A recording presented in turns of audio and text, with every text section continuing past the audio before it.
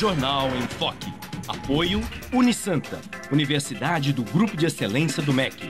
BocNews, o jornal gostoso de ler e bom de negócios.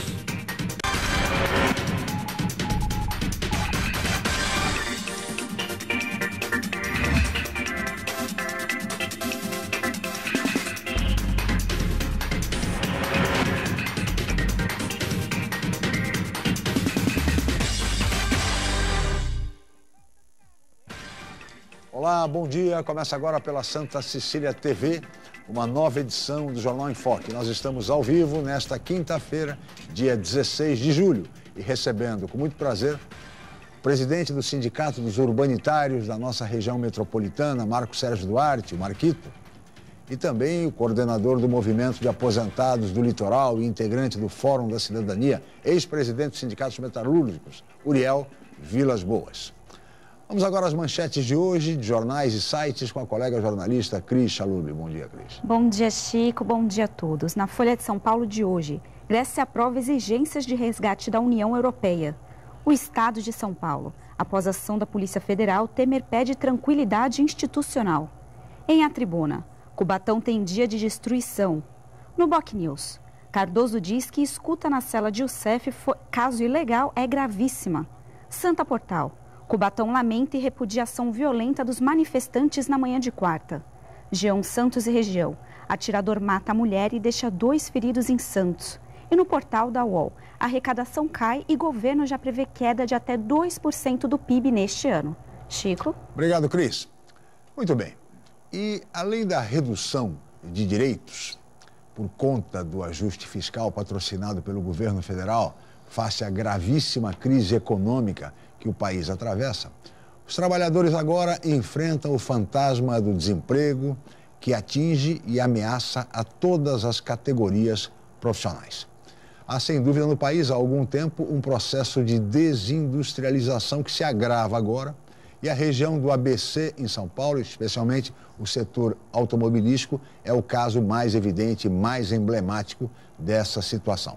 Mas há outros setores estratégicos e essenciais, como é o caso, por exemplo, do polo petroquímico e siderúrgico em Cubatão, o segmento portuário em Santos, entre outros setores de serviços, do comércio e até mesmo da área de comunicações, demitindo profissionais.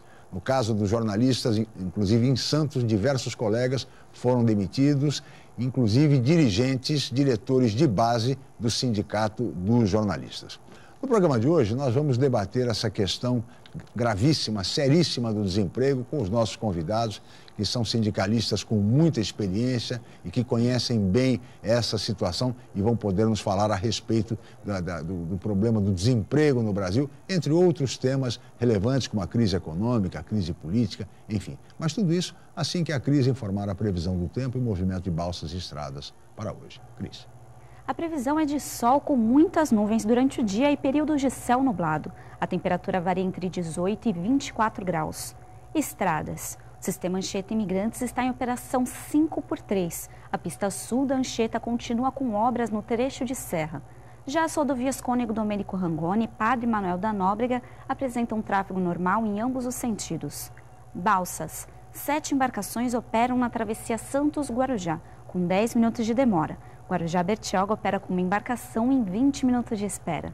Participe do Jornal em Foque. Envie sua pergunta pelo Facebook, no Twitter ou pelo nosso e-mail, je@enfoque.com.br. A reapresentação desta edição pode ser assistida às 17 horas ou confira a qualquer momento pela BocNews TV. Chico? Obrigado, Cris. Nós vamos agora para um rápido intervalo e voltaremos em seguida com o Jornal em Foque.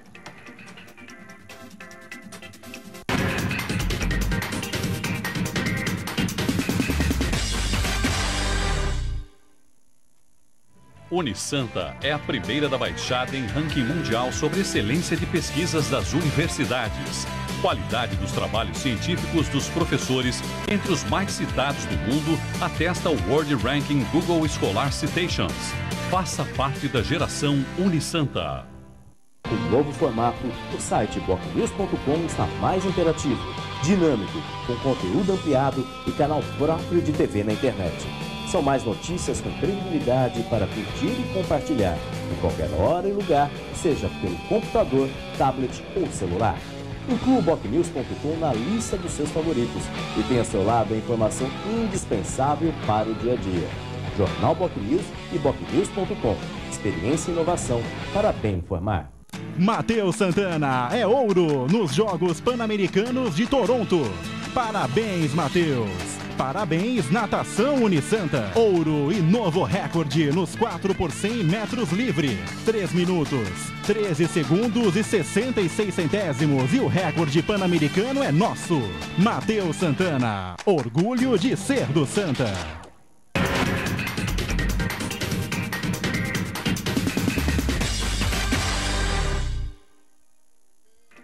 Muito bem, estamos de volta com o Jornal em Foque desta quinta-feira, 16 de julho, e hoje recebendo com muito prazer o presidente do Sindicato dos Urbanitários da Baixada Santista, Marco Sérgio Duarte, o Marquito, e também Uriel Vilas Boas como comentarista, ele que é integrante do Fórum da Cidadania e um dos coordenadores do Movimento de Aposentados do Litoral, além de ter sido presidente do Sindicato dos Metalúrgicos. E o tema hoje, pelo menos para a abertura do programa, senhores, é desemprego, evidentemente, essa crise gravíssima que o país atravessa. Eu queria colocar a você, Marquito, o seguinte, para começar. Os números apontam que o Brasil está hoje com 1.600.000 desempregados. E em Santos, recente pesquisa do NESE, Núcleo de Estudos Socioeconômicos, aqui da Universidade de Santa Cecília, apontou que o desemprego hoje é de 12,2% da população economicamente ativa. O que equivale, Marquito, a 26.000 desempregados em Santos hoje.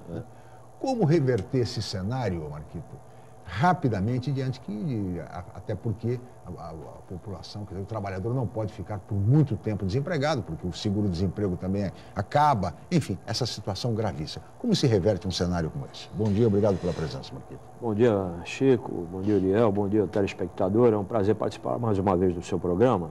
Eu penso assim, Chico, não tem uma receita pronta, né? É preciso que haja muito esforço de todos os setores da sociedade. Eu fico imaginando que talvez fosse interessante nós voltarmos a um tempo, houve um tempo que havia um pacto. Sim. Câmaras setoriais de segmentos da economia brasileira, da produção brasileira, onde os sindicalistas do setor sentavam junto com os patrões do setor e junto com o governo em Brasília, e ali traçavam e acordavam algumas coisas por um determinado período, para que não houvesse tantas demissões. Né? Então, assim, eu acho que você provavelmente vai abordar isso mais à frente, mas eu quero adiantar aqui, eu acho que a medida tomada pelo governo Dilma com relação a diminuir redução de jornada e redução de salário não é a ideal. Eu acho que nós não vamos evitar demissões dessa forma. Eu prefiro que isso fosse discutido através de um pacto nacional com câmaras setoriais em todos os setores. Porque eu imagino que governo, seja ele federal, estadual e municipal, tem que participar desse pacto, na medida em que tem que chamar a responsabilidade também para si. Porque os gestores públicos precisam se preocupar com o desemprego. Você veja o caso de Cubatão ontem. Exatamente. Não é uma questão só do setor da economia, do empresariado e o problema do trabalhador, do sindicalista que representa o setor. Eu acho que o gestor público se preocupa muito pouco com essa questão do desemprego em todos os níveis de governo. Uriel, bom dia, Uriel, obrigado pela presença mais uma vez. Como é que se reverte rapidamente um cenário como esse, Uriel? Bom dia, Chico. Bom dia, Marquito. A minha grande preocupação nesse momento é quando eu noto, quando eu recebo uma notícia através do jornal, através da imprensa, de que, posso citar, Ministério do Trabalho, da Fazenda, do Planejamento, do Desenvolvimento, Indústria e Comércio, estão estabelecendo as regras para que haja a redução da jornada, de modo a permitir que as pequenas e grandes empresas possam enfrentar o problema da crise que está por aí. Aí eu pergunto, qual é o setor empresarial ou qual o setor de trabalhadores que está participando dessa discussão? Então, o que nós precisamos efetivamente é de um conjunto de pessoas, de setores discutindo, sim, buscando saídas, porque essa questão não é de uma siderúrgica, não é de uma empresa de comércio, supermercado, seja ele qual for. Esse problema é nacional, primeiro. Segundo, isso é reflexo de uma crise internacional. Sim. Então, nós temos uma situação paradoxal, para citar Santos. Lá nos idos de 93, 94, o porto movimentou 25 milhões de toneladas. 93. Hoje, o porto, o ano passado, movimentou 102 milhões de toneladas. Aumentou o efetivo de trabalhadores? Não. Pois é. Aumentou a tecnologia utilizada a nível mundial, claro, e nós temos o reflexo disso. Sim. Esse é um exemplo. Outra situação é que há uma crise internacional, crise na Europa, não é só na Grécia, não, é na Europa e Estados Unidos, que vem de 2009, 2008, O que o brasileiro empresariado, o movimento sindical fez para analisar que alternativas nós teríamos em relação a isso? E a outra questão muito que pouco, não pode quase ser, nada. Nada. E a outra questão que não pode ser deixada de lado é que nós estamos aí, vou citar um exemplo característico, a siderurgia. Não estamos exportando aço. Aí a pergunta que se faz, por que nós temos que exportar o aço ou o minério para receber o produto pronto do exterior? E o produto pronto leva em consideração a pesquisa e a fabricação. E, consequentemente, o valor agregado fica todo no exterior. O que nós estamos fazendo em relação a isso? Então, é uma situação que, e aí, para mim, é o grande desafio a ser enfrentado pelo movimento sindical, pelo movimento empresarial, pelo governo, porque eu não colocaria apenas e tão somente o governo como responsável por essa situação. Eu diria que todos estão envolvidos nessa situação. E isso é um desafio que deve ser enfrentado com transparência, com clareza, deixando de lado a questão partidária. Porque discutamos apenas e tão somente a forma social de resolver o problema. Porque a corda, como se sabe, acaba arrebentando, Marquito, sempre do lado mais fraco, não tem jeito, é o trabalhador que perde seu emprego, que não tem como abastecer a sua casa, levar comida para os seus filhos. Essa é a realidade hoje de milhares de brasileiros. E as pessoas não estão levando isto a sério. Estão mais preocupadas com o ajuste fiscal, em pagar as contas, em acertar as contas, enfim, para uma retomada do desenvolvimento econômico, quem sabe no final de 2016, talvez 2017, e até lá. Como ficam as pessoas? Então, parece que ninguém pensa nisso, Marquito. Essa ideia você abordou na sua intervenção anterior, a questão da redução da jornada e da redução do salário. Isso foi defendido até a redução da jornada para gerar mais emprego. Agora, reduz a jornada, reduz o salário, exatamente para tentar conter o desemprego. Quer dizer, é uma situação que não se justifica. Exatamente. Por isso que eu abordei e sou contrário a essa medida. Acho que é uma incoerência tremenda, porque é isso que você falou. O movimento sindical luta há muito tempo pela redução da jornada do trabalho, né, para 36 horas, a exemplo do que é na França, por exemplo, que é justamente para gerar mais emprego. Gerar emprego. E o trabalhador poder ficar mais junto da família, poder, inclusive, consumir mais na economia, né, no momento que você tem mais lazer, mais tempo com a família. Agora, essa medida, se ela, por um lado, garante aos empresários que eles vão reduzir custo, de uma certa forma, né? Garante ao governo que ele vai continuar recebendo imposto, ele coloca o trabalhador, que, na minha opinião, o único que sai perdendo aqui é o trabalhador, que vai ter redução de 15% no seu salário. E ao final desse Pode chegar a 30%. Pode chegar a 30%. Pode chegar a 30%, depende, porque tem um limite que o governo vai bancar. Aí parece que até 900 mil, ou 900 reais é quanto ele vai bancar. E aí, quando chegar ao final desse negócio, o trabalhador ainda tem 4 meses de garantia no emprego. Ora, isso é... Na hora que o empresário verifica que a empresa dele andou com aquela redução de jornada, ele vai calcular quantas pessoas ele tem que mandar embora depois dos 4 meses para a coisa funcionar. Isso me parece uma arapuca lá para frente. Eu não estou dizendo que é uma coisa premeditada, que o governo está pensando isso para atrapalhar o trabalhador, não, muito pelo contrário. Mas é dar um tiro no pé. Hein? Mas é um tiro no pé. Eu acho que essa questão não resolve, é preciso. Porque, se você me permite, estender um pouco a argumentação, é assim, quando a crise acontece, ninguém quer perder. Não é que o empresariado, ele está dando uma forma geral, não é que ele está tendo prejuízo. Ele diminuiu a margem de lucro. Exatamente. Então, quando ele diminui a margem do lucro, ele fala, opa, eu não quero diminuir o meu lucro, porque vai diminuir o repasse de dividendos para acionista. Claro. Então, o que ele faz? Demite, claro, que é a receita mais antiga e mais fácil de fazer. Ele não vai criar nada, ele demite. Se o lucro caiu 10%, ele demite 10%. 10%. O governo, ele fica esperando um pouco o que o governo vai fazer. O governo, por sua vez, não quer arrecadar menos. Precisa continuar arrecadando para fazer as obras, para tentar fazer o que tem que fazer, para crescer o PIB e tal, não sei o quê. Então não reduz. E o trabalhador? O trabalhador, por sua vez, na hora de negociar, quer aumento real. Sim. E quer avanço nas negociações. Portanto, ninguém quer perder. Está todo mundo... Então, nós temos aqui nos livrar desses sentimentos, penso eu, não vai aqui nenhuma utopia, eu acho que é possível. Por isso que eu falo do Pacto Nacional, onde todo mundo tem que abrir mão de alguma coisa. O governo tem que abrir mão de impostos, né? Podia incentivar, por exemplo, olha, esses 15%, faz um pacto aí, olha, diminui 15% aqui do imposto.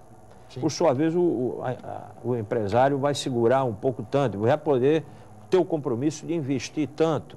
Entendeu? E o trabalhador, por sua vez, também vai ter limite nas negociações. Vamos estabelecer um índice de parâmetro. Eu acho que algumas coisas nesse sentido que são necessárias nesse momento para a gente botar um pouco o pescoço para fora da água. É verdade. Uriel. E é esse detalhe que eu gostaria de acentuar, a importância do debate, da discussão, claro, do envolvimento dos vários setores, porque eu posso me colocar numa posição radical contra a classe empresarial, por uma questão filosófica da minha linha política. Mas isso não impede que eu me sente com esse empresário para discutir alternativas. Exatamente. E nós temos situações que levam-nos a pensar. Por exemplo, aí não estou defendendo apenas e tão somente o meu lado, a área siderúrgica, mas se nós temos problemas de exportação do aço, por que não discutimos, por exemplo, o problema da mobilidade urbana utilizando a ferrovia? Por que nós temos que importar aqui, em Santos, VLT da Espanha? Por que não fabricá-lo aqui? E quando eu falo fabricá-lo aqui, nós temos um potencial aí de 40 mil universitários na nossa região. Imagine se nós temos um grupo que vai discutir efetivamente a questão social, a questão econômica e a questão prática quando você elabora um projeto de uma ferrovia, um projeto de um estaleiro com barcos dos mais variados tamanhos. Então, a questão habitacional.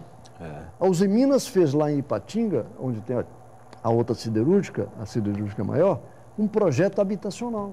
Por que não pensar numa região como a nossa, um projeto habitacional que não é fazer casa de aço, é a estrutura de aço. Sim.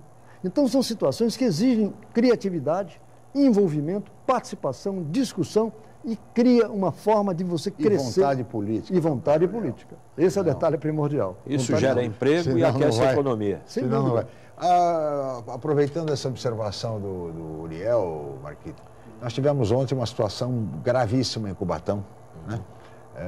Em função do fechamento do posto de atendimento ao trabalhador, enfim, denúncias de que trabalhadores de fora de Cubatão estariam tentando ocupar as vagas existentes, enfim, uma situação grave. Tivemos atos de vandalismo, confrontos de trabalhadores com policiais, fechamento de rodovias, enfim, vivemos um dia muito difícil ontem aqui na região, particularmente em Cubatão.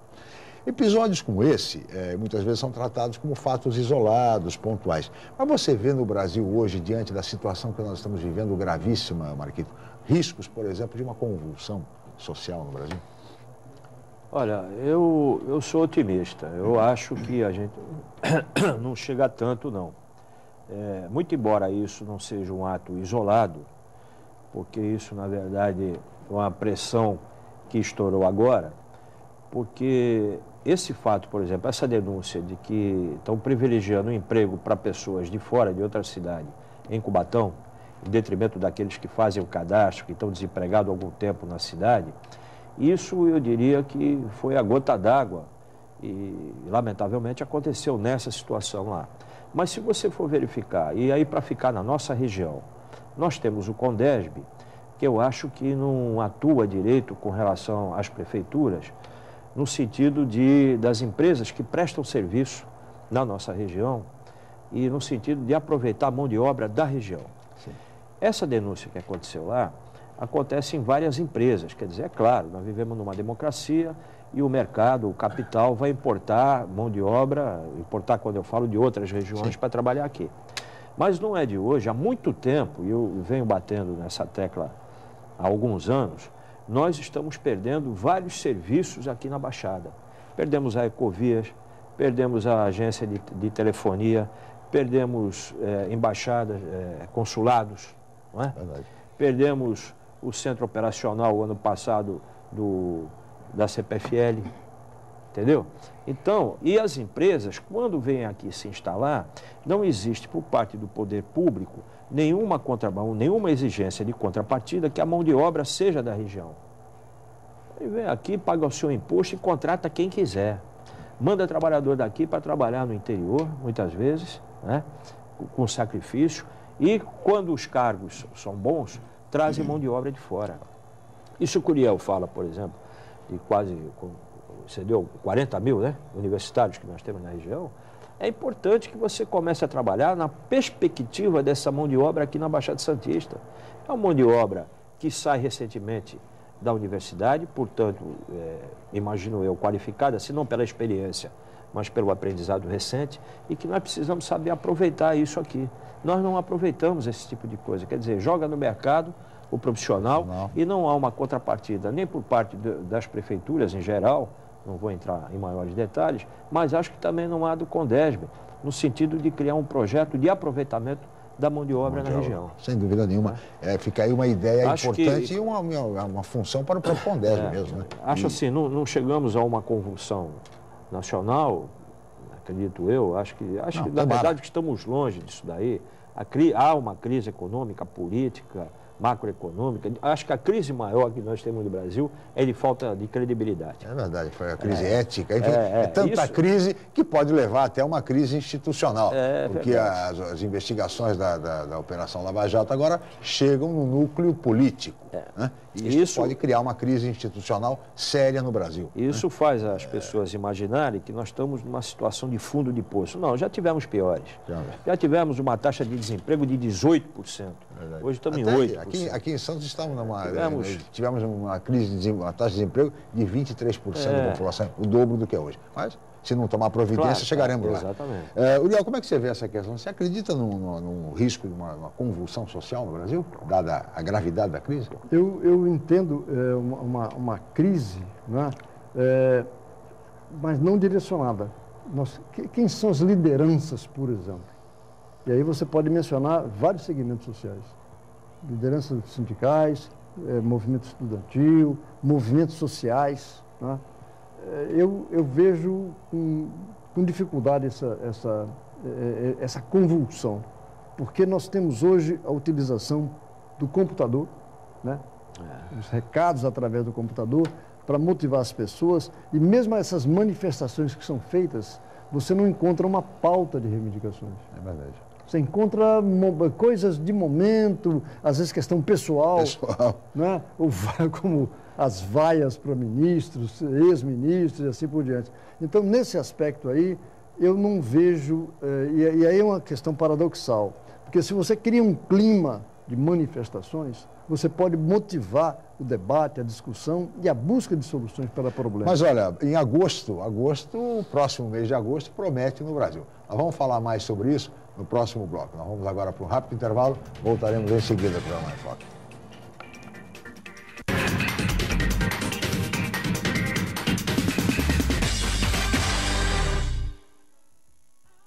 Academia Unisanta. Bem-estar, saúde e qualidade de vida. Mais de 80 aparelhos de última geração. Profissionais qualificados para orientar as atividades de modo personalizado. Ambiente agradável com muito conforto para todas as idades. Musculação é na Unisanta. Academia Unisanta. Dê uma força para a sua saúde. Informações 3202-7126. Já se sabe que a comunicação é fundamental para se alcançar o sucesso. Sem ela, tudo fica mais difícil. Mas só uma empresa com experiência comprovada pode oferecer soluções em comunicação adequadas às necessidades de seus clientes com menor custo e maior benefício. Enfoque, há 25 anos inovando na comunicação regional. Acesse www.enfoquecom.com.br ou ligue 3238-3380.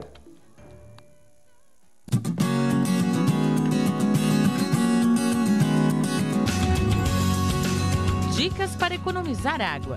Molhe as plantas com regador pela manhã ou à noite. Assim você evita o desperdício e a evaporação da água. Use a vassoura para varrer a calçada ou o quintal.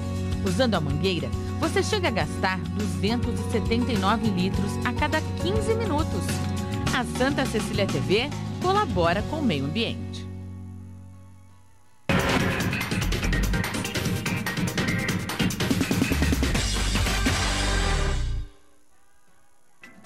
Muito bem, de volta com o Jornal em Foque desta quinta-feira, 16 de julho.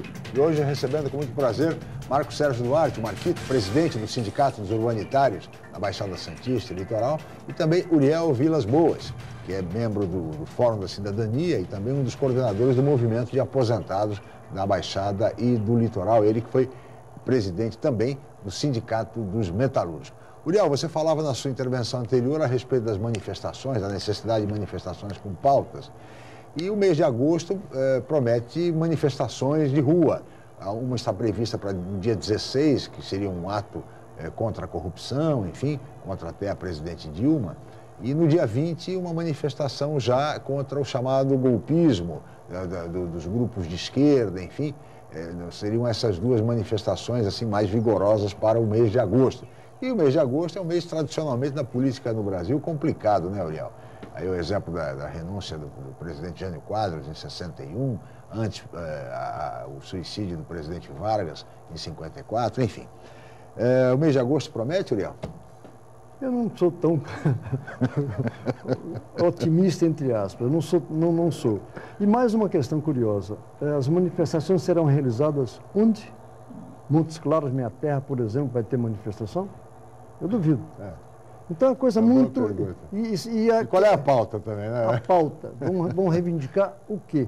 Contra o golpismo? É uma coisa meio assim, né? Não é? É coisa muito O Brasil vazia. vive uma democracia consolidada. E essa manifestação ontem em Cubatão é curiosa, que se você pega o jornal, você não encontra no jornal a caracterização que a manifestação teve como base impedir que as empresas contratassem mão de obra de fora. É uma situação assim... O fechamento do posto de atendimento ao trabalhador, né? Também. A rigor, seria essa a razão. E depois a gente, se voltarmos um pouco na história, Cubatão, o grande crescimento de Cubatão se deu a partir de 1958, quando começou a construção da Via Anchieta, em 48. 53 começa a refinaria, logo depois começa a Cosipa. E gente de onde? Eu vim de Minas para trabalhar na Cosipa. E naquele tempo, era tanta gente na produção, 30 mil pessoas na construção da Cosipa, que não chamava atenção a questão do desemprego. Então, hoje, a reclamação que se dá, e quando o Marquito coloca a necessidade do Condesb discutir um mecanismo de modo a evitar que viesse somente mão de obra de fora, eu acho um pouco difícil, e mais ainda, eu já conversando com algumas representações empresariais, uma das reclamações é que falta mão de obra especializada na região. Qualificada? Qualificada. E você pode encontrar isso desde um supermercado, passa por um hotel... Mas Julião, aí é uma tarefa do poder público, capacitar o jovem, o trabalhador. Mas se o poder público não está... No município, no Estado, enfim. Né? Mas aí o Condesb seria decisivo. Mas qual seria o poder público no caso que deveria ser, primeiro? Segundo, quem está pressionando o poder público para que isso aconteça? Então, o que eu discuto, e aí é que nós estamos debatendo, quando nós, com os sindicatos de engenheiros, com o pessoal da construção civil, nós debatemos, e rodoviários, debatemos a questão Cosipa, a gente analisou a necessidade de debater com os outros segmentos sociais alternativas. Então, nós criamos aí o Fórum Cresce Baixada, que está fazendo a reunião, e é uma demonstração que nós não temos nenhuma preocupação com vinculação político-partidária, estamos fazendo na AGEM, que é um organismo do governo do Estado. Sim. Então, ali permite esse debate e o que nós queremos é exatamente isso. Como você envolve todos os segmentos de modo a que você consiga encontrar alternativas. E nesse aspecto, aí você tem uma pauta. Sim. E consequentemente, nós não vamos fazer manifestações simples e tão somente para dizer assim, queremos isso de qualquer forma. Não, a gente sabe que não. Há outros mecanismos a serem usados e servindo de exemplo para outras comunidades. Senão, nós precisamos motivar, porque hoje nós temos uma crise na economia atingindo principalmente a área de indústria automobilística. Por que só indústria automobilística tem destaque? É interessante.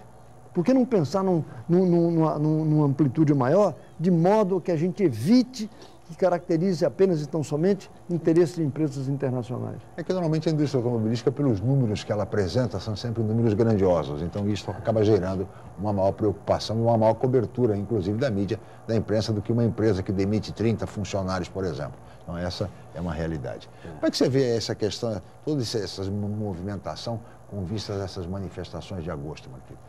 Primeiro, Ascalio, eu quero só justificar o seguinte, eu não quis dizer aqui que o CONDESB deve trabalhar com os prefeitos no sentido de evitar que venham pessoas de fora trabalhar, não é isso.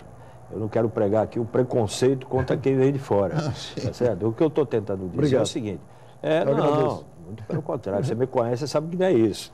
O que eu quero dizer é o seguinte, que o CONDESB deve trabalhar projetos que impulsionem a geração de emprego na região, com planejamento para a região. Eu acho que o CONDESB não cumpre esse papel, pelo menos não cumpre satisfatoriamente.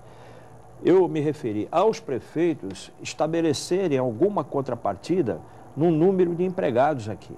É isso que eu estou dizendo. Porque a empresa vem para cá prestar serviço e ela toca o serviço dela do jeito que quer. Não há nenhuma preocupação. Pagando impostos, está tudo certo. Pagando impostos, está tudo certo. Isso que eu quis dizer, entendeu? Que é preciso ter Que, aliás, foi uma reivindicação de diversos desempregados ontem em Cubatão, viu? Pois é. Pessoas que não estavam conseguindo. Quando eu citei... Dizendo que estão sendo preteridos em função de trabalhadores de outras regiões. Então, quando eu citei anteriormente que nós já perdemos várias representações aqui, pontos importantes aqui de geradores de emprego, por exemplo, eu faço uma crítica aos políticos da região, tanto prefeitos como deputados, ninguém se mobiliza no sentido de não permitir que setores importantes saiam daqui de Santos e vão para São Paulo, vão para o interior, vão para outro lugar.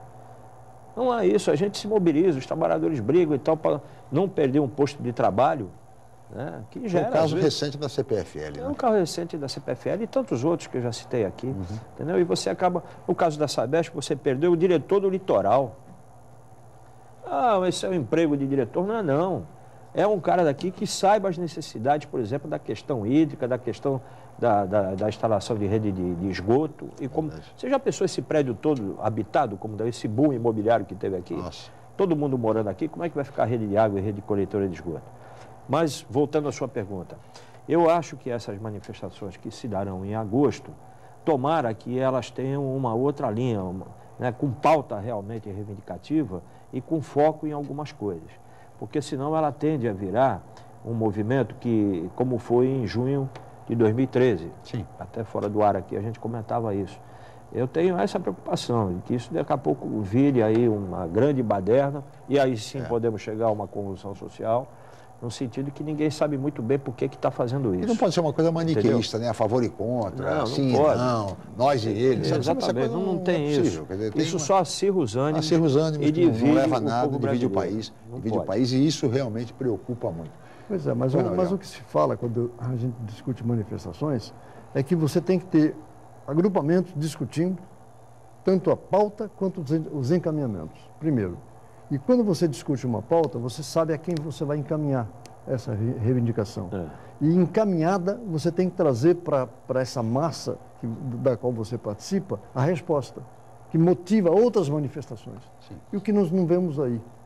E aí, você simplesmente tão somente reunir pessoas na Avenida Paulista, com um carro de som e discursos. E depois? Em frente à Fiesp. E só. Eu só vi nada. E não caracterizando os encaminhamentos. E nesse aspecto é que nós estamos, assim, nos sentindo motivados a discutir questões, né? E, claro, que a gente pode pensar em manifestações, mas aí a gente tem que mencionar o que aconteceu ontem em Cubatão, a questão do PAT. Quando faço uma menção A proposta da COSIPA, e já apagou um alto-forno, reduziu a capacidade do alto-forno, abafou, e esse alto-forno está sendo controlado por empregados da empresa. Os terceirizados estão sendo demitidos. Então, não tem vaga no PAT, por exemplo, para essa área na Uzi Minas. Então, o que nós precisamos é discutir esse quadro mais amplo, e aí, essa manifestação de ontem, imagine uma pessoa, eu tenho uma irmã que mora em Araraquara, eu vou convidá-la para vir para a Baixada passear. Ela falou, não posso, não vou, porque me assusta esse tipo de manifestação que aconteceu aí. O impedimento de acesso às cidades da região. Aí eu pergunto assim, nesse caso, o setor de turismo, o comércio tem que participar dessa discussão de qual a alternativa que nós temos que encontrar. Tudo motiva essa discussão. Tudo está interligado. E a ligação, não é? E fazer com que as pessoas ajam, discutam, debatam. O nosso desafio tem que ser este, porque senão fica a coisa muito superficial. É verdade. Marquito, agora falando especificamente da situação na sua área dos urbanitários. O setor foi muito atingido, ou vem sendo muito atingido pela crise econômica e pelo desemprego? Pelo desemprego, nem tanto, né? A crise econômica, evidentemente, ela, aliada à crise hídrica, que ocorreu o ano passado, geraram uma série de problemas. No setor de saneamento, da Sabesp, mais especificamente, quer dizer, reduziu os reservatórios e aí houve falta de água. A Sabesp já até sabia disso, tinha algum planejamento, mas que não pôs de forma eficaz em funcionamento. Isso gerou um problema de última hora, a empresa teve que mudar sua gestão, né? Por exemplo, objetivamente, fez aquele bônus para que a pessoa economizasse água. E deu um incentivo, né, financeiro na conta de água para que houvesse economia. Isso, evidentemente, causou um impacto negativo nas finanças da empresa, né? As demissões que houveram na Sabesp no início de fevereiro e março, nos meses de fevereiro e março no início do ano, chegou a cerca de quase 400 demitidos em todo o estado. Na nossa região, juntando Baixada e Vale do Ribeira, houve cerca de 25, né? Mas a grande maioria aposentados, até porque tem um TAC do Ministério Público com a empresa que permite a demissão. Evidente que os sindicatos são contrários, mas nós não conseguimos quebrar isso, fomos até o TST e não conseguimos quebrar isso daí. Então, a grande maioria de demitidos foram aposentados. Já no setor elétrico, a crise hídrica também, aliada aos atrasos das obras do PAC na geração de energia, né, obrigou, por exemplo, que as empresas de distribuição fossem comprar energia nas termoelétricas, que é uma energia mais cara e como a gente fala, suja, né? O que aconteceu é que durante vários anos o governo federal bancou essa energia. O empresariado ia buscar energia na termoelétrica e passando alguns meses o governo federal ia lá e bancava. Então a tarifa estava tranquila. Agora... Vem a crise econômica, o governo fala, eu não vou mais bancar. E aí sobra para quem? Para a população. Então aumenta a tarifa. E vamos ter mais 2 aumentos de energia até o fim do ano, já anunciados, além do que a conta de água também, está subindo. Então tá subindo. Então, a política tarifária é essa, jogar todo o problema nas costas de quem? Como diria Sua Excelência, o contribuinte, como bem diziam os editoriais do saudoso jornal Cidade de Santos. Sua Excelência, o contribuinte é quem paga a conta ao final, ao cabo. Não é isso, Uriel? E interessante é que nós temos a situação dos urbanitários, quando ele lida com 2 áreas que interessam a todas as comunidades, as mais diferentes. Não é? É verdade. Quando você fala energia elétrica, quando você fala consumo de água, você mexe com 2 comunidades que, né, desde o favelado né, até o alto nível. Absolutamente essencial, o setor essencial, estratégico. Industrial, e teria que ser tratado dessa forma, sim, como absolutamente estratégicos e essenciais. Não pode ser assim, a conveniência, ao sabor das conveniências deste ou daquele governante, que primeiro diz que ia baixar, vinha na televisão, vai baixar a conta de luz, não sei o quê. Também o presidente da Fiesp dizia a mesma coisa, né? Vamos baixar, conseguir diminuir a conta de luz. Todo mundo lembra disso. Passada a eleição, aí o que se vê é o cidadão hoje economiza luz na sua casa, economiza energia na sua casa e a conta vem cada vez mais alta. Ele consome menos, pode reparar, pega a conta de luz e vai ver lá. O consumo de quilowatts é menor e a conta é maior. O senhor continua economizando e a conta é maior, por conta desses aumentos. E a indústria não cresceu. A indústria não cresceu. Essa, infelizmente, é a situação no Brasil no momento. Nós vamos para mais um rápido intervalo e no próximo bloco vamos falar um pouco sobre a situação dos aposentados. Voltamos já.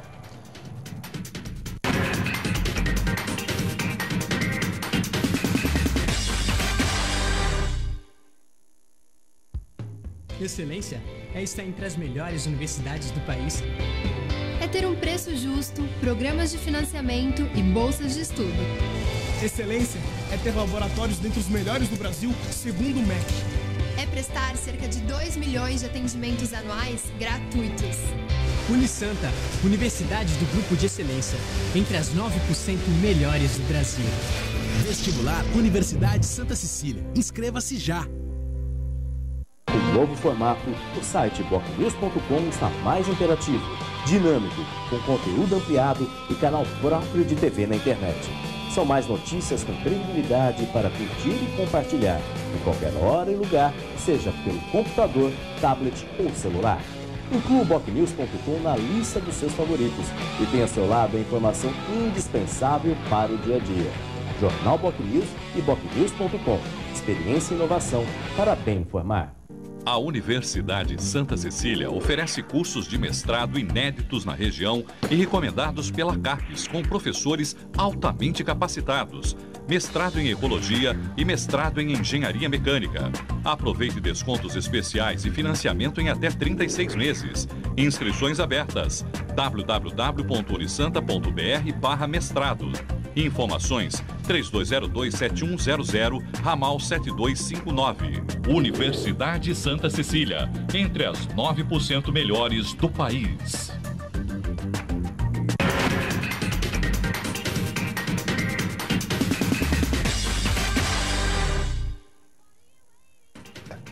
Muito bem, estamos de volta com o Jornal em Foque desta quinta-feira, 16 de julho. Nós estamos ao vivo e recebendo com muito prazer o presidente dos sindicatos urbanitários da Baixada Santista e Vale do Ribeira, Marcos Sérgio Duarte, o Marquito, e também Uriel Vilas Boas, que é integrante do Fórum da Cidadania e uma das lideranças do movimento de aposentados da nossa região e do litoral. E nesse sentido, Uriel, falando sobre os aposentados, houve uma conquista no sentido de que agora o reajuste dos aposentados, pelo menos, foi aprovado pela Câmara Federal.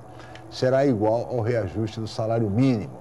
Na verdade, vai dar 0,1 a mais para todos os aposentados, mas o governo está chiando e diz que não vai aprovar. O presidente já anunciou que provavelmente o Ministério da Previdência vai ser vetado esse pequeno reajuste, esse pequeno aumento para os aposentados, Uriel. Como é que você avalia toda essa situação? Você que é uma das lideranças dos aposentados aqui da nossa região. Eu avalio com muita preocupação. E o meu argumento, no caso, nosso argumento, que nós estamos discutindo aqui no Movimento Aposentado e Pensionista, é o que nós precisamos enquanto aposentados. E o fator principal nesse aspecto não é o fator previdenciário. O fator principal é a mobilização, é a motivação.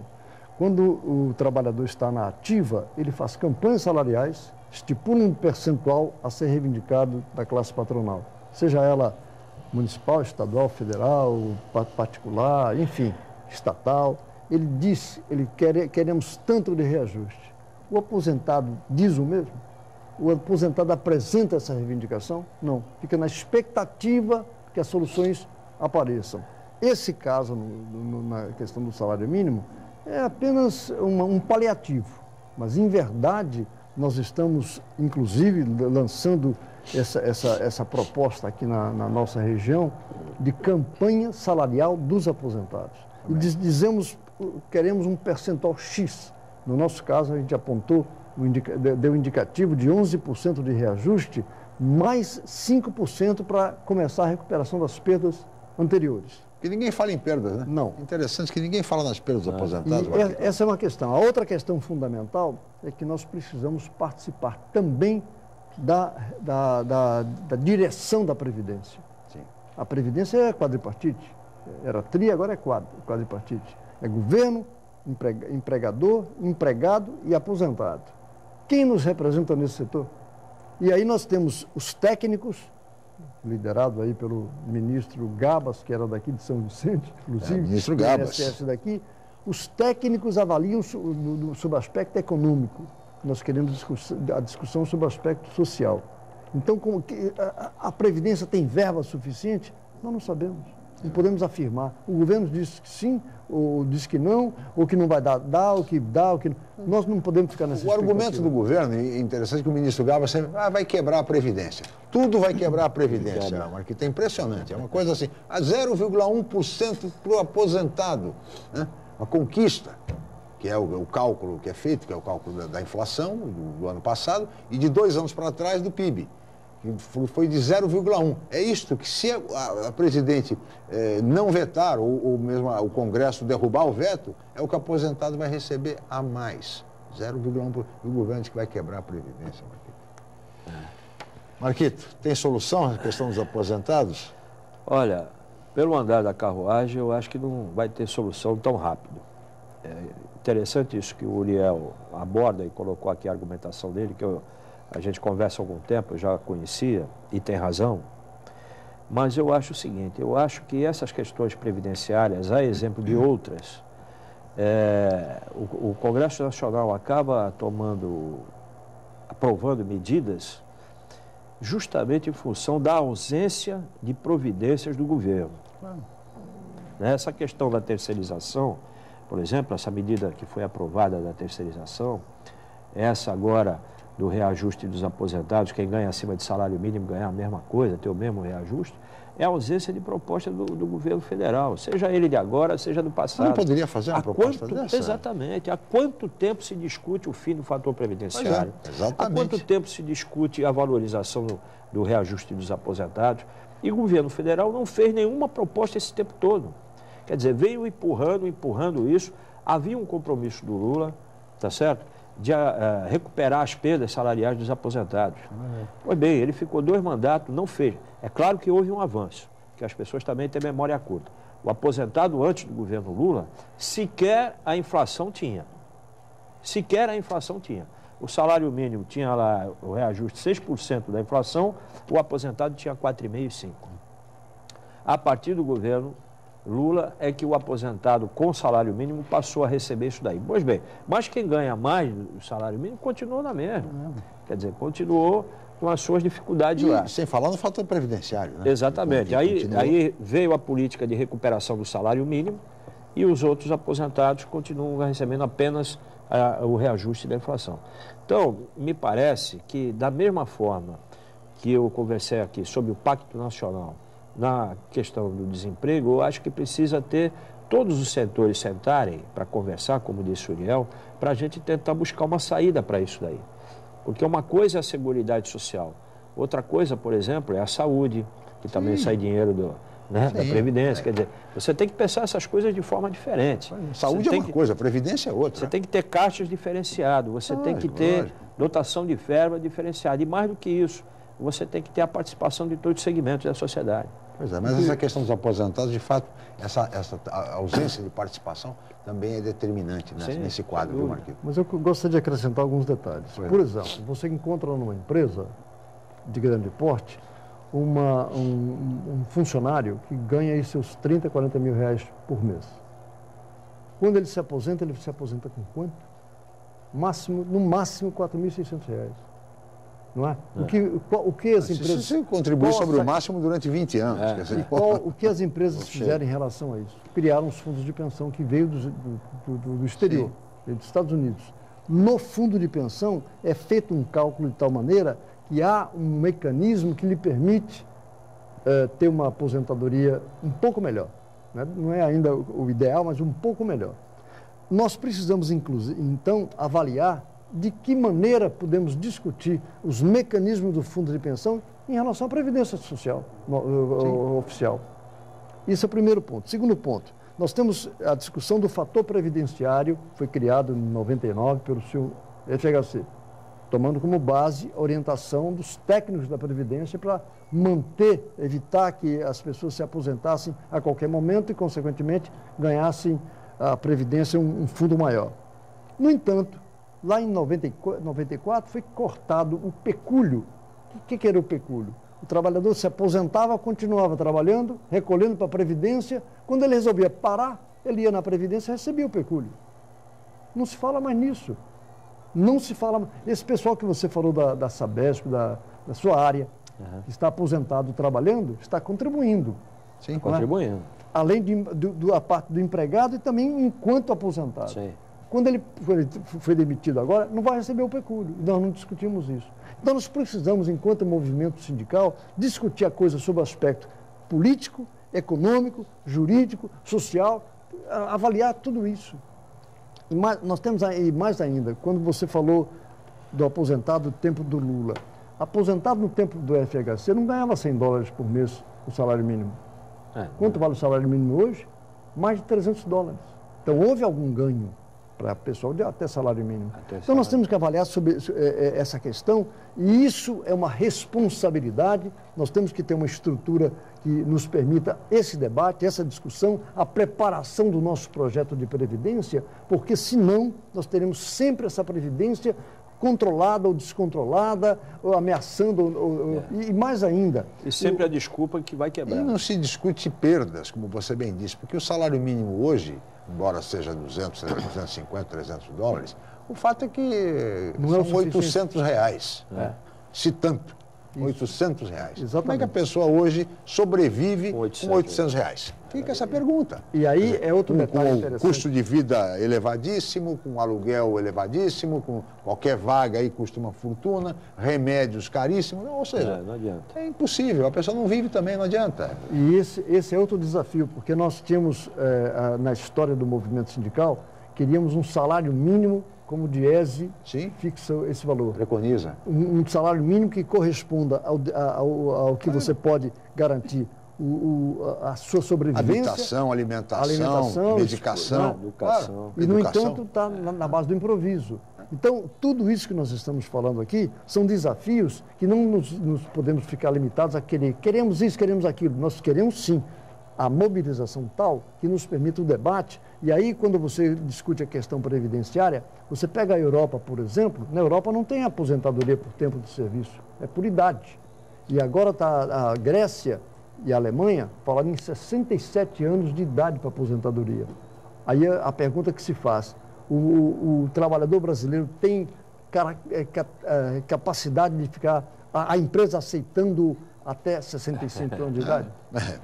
Mas nesse sentido vem aí a Fórmula 85-95, quer dizer, se a Previdente não vetar, enfim, porque aí com 95 ela vai ter que somar a idade e mais o tempo de serviço. Mais a contribuição. Mais a contribuição, quer dizer, alguém que para se aposentar com 55 anos de idade tem que ter 40 anos de trabalho, para poder chegar na Fórmula, no caso de um homem, para chegar aos 95. Né? Quer dizer, uma fórmula que vem melhorar um pouco essa situação para que a pessoa fique livre do fator previdenciário. E depois tem uma espada em cima do trabalhador e do aposentado. E depois tem um dado interessante, quando você fala de ele está na ativa, ele discute os seus problemas de forma coletiva.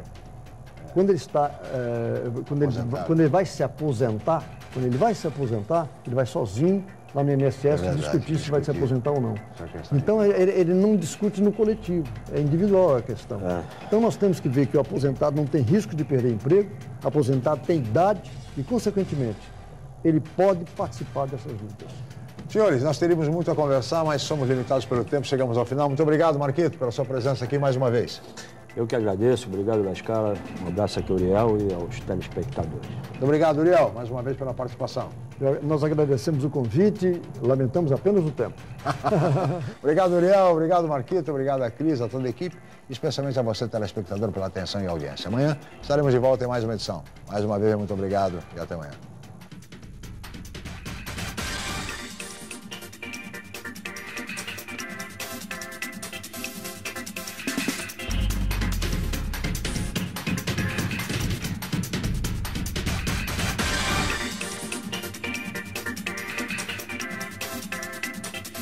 Jornal em Foque.